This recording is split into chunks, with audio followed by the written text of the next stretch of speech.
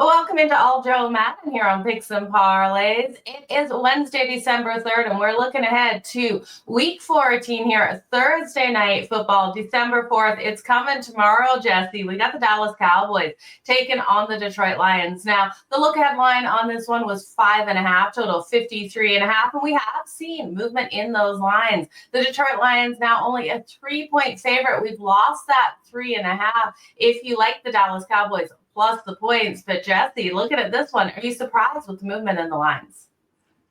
I'm not surprised. Obviously, some injury concerns for Detroit. One thing I got to say, though, Joe, is I'm happy that we have a matchup like this on a Thursday night. You know, a couple weeks ago, we saw the Raiders playing the Broncos, and that would put anybody to sleep. But I think this figures to be a good game, no matter who you like, what your bets are. This is a game that you can really sit back, watch, and enjoy. At least that's what I'm hoping for. But yeah, I would say it's the injuries for Detroit and the fact that they just haven't been playing that well. And I think there's going to be a lot of people eager to back the Cowboys and jump on that bandwagon after watching them.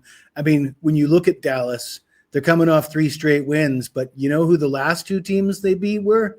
The 2 teams that played in last year's Super Bowl, right? So that's fairly impressive. I'm really looking forward to it.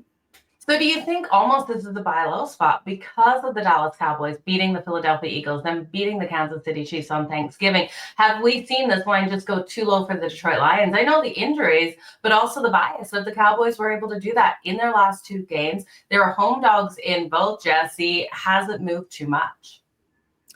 Yeah, I mean, it's definitely a buy low spot if you like Detroit, if you have faith that they can overcome the injuries and play better defense than they have. I don't count myself in that category, and I don't want to bet Dallas plus the 3 either, because now you've missed all the you've gone through key numbers, you've kind of missed the boat. That ship sailed for me on Dallas.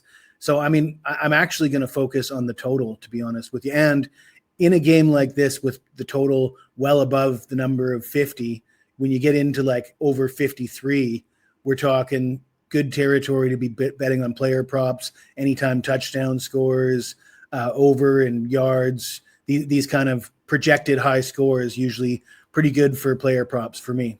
Yeah, absolutely. We got Jared Goff home in the Dome. We know the Detroit Lions coming off that home loss versus the Green Bay Packers in that Thanksgiving Day game. I tell you, Thanksgiving and Black Friday was a complete day of upsets out there. Was so shocked that everything went against those trends. But looking at this total, Jesse, you brought it up. This is where you want to go. Now, that total did open at 53.5. We've seen the majority of the books shoot up to 54.5. I am seeing a 54 at Hard Rock and a 53.5 at Pinnacle, definitely a book that you want to be looking at for their totals. Does this mean we should be looking at an under, Jesse, or are you going to go with the over?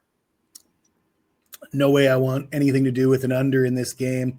Actually, the thing that I like the most is the Dallas team total over 24.5. Because Dallas is still the dog, their team total is going to be a little bit lower than Detroit's.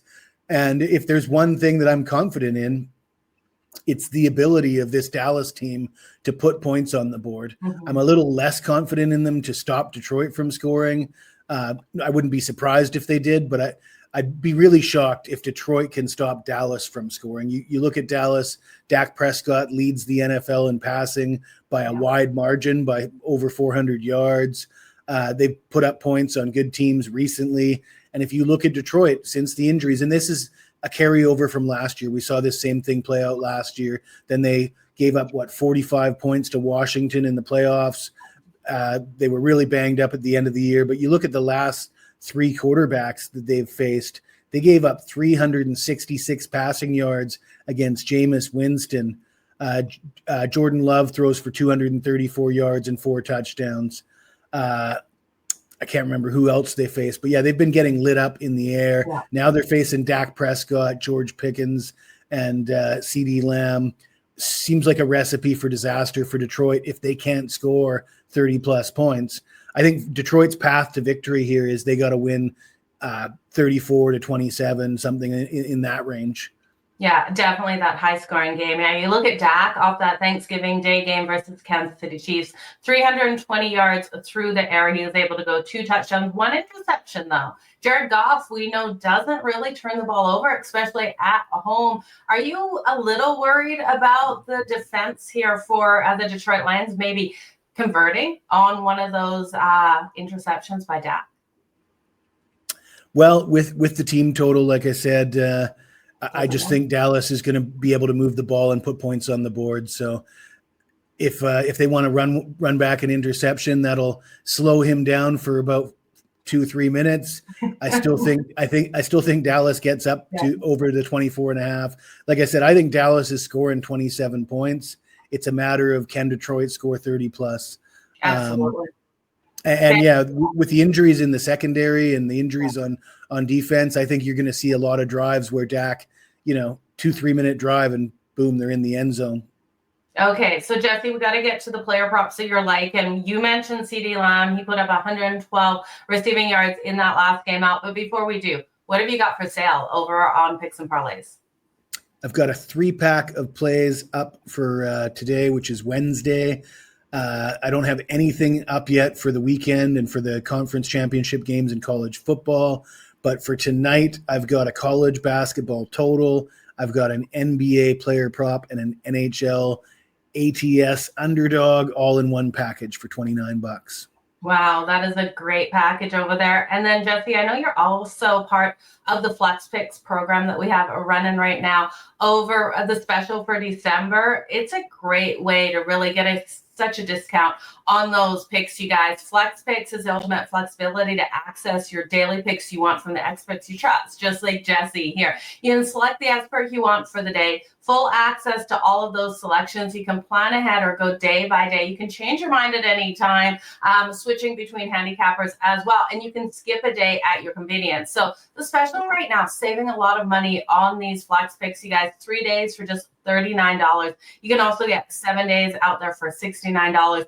30 days for $199, 90 days for $549, and the Ultimate Flex, the best deal of the year, you guys. You can get 365 days of Jesse's picks for just $1,188. And if you don't want to bet one day, you can just skip that day. So, Jesse, I hope people go over and buy your picks because you've been absolutely on fire. I was absolutely on fire until Thanksgiving happened. And I don't even want to talk about Thanksgiving. For those of you who were there and saw it happen, it was a bit of a disaster. But I you know what? I'm not alone. There, like you said, there was a lot of really shocking results over the Thanksgiving weekend, and it didn't bode well for me. But yeah, I had been on one hell of a run heading into Thanksgiving, and we're gonna get right back on that horse now after we got past that. Yeah, week 13 was definitely the week of those dogs barking. Still can't believe some of the results we saw, including the Colts getting the win, the Texans getting the win straight up over the Colts. I thought that would be the Texans could cover plus the 3.5. Didn't see the straight up win. It was craziness out there. And then what was the other big one, Jesse? Where Cincinnati upsetting Baltimore, and there was just a comedy of errors in that game. Yeah. They go in for a touchdown and the guy fumbles it right on the goal line. There was quite a few. Denver having to or Washington having to play the refs in that loss on Sunday Night Football. I tell you, Washington in that one, if the refs hadn't thrown so many flags, they would have won.